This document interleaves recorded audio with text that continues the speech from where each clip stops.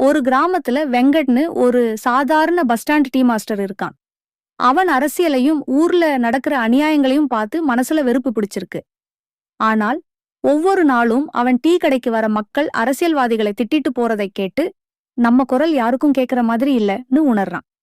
ஒரு நாள் ஊர்ல ரோடு பழுது காரணமா ஒரு ஆம்புலன்ஸ் டைம் கிட்டாது ஒரு பெண் உயிர் போகுது. அதுதான் வெங்கட்டுக்கு ட்ரிகர். அவன் முடிவு செய்றான். நடந்து சொல்றது போதாது, நாம நடக்கணும். அவன் தேர்தலுக்கு நிக்கிறான். ஆரம்பத்துல யாரும் நம்பல. டீ மாஸ்டர் அரசியலுக்கு வருவானான்னு சிரிச்சாங்க. ஆனா வெங்கட் ஒவ்வொரு வீட்டுக்கும் போய் பேசுறான். மக்களோட துன்பத்தை கேக்குறான்.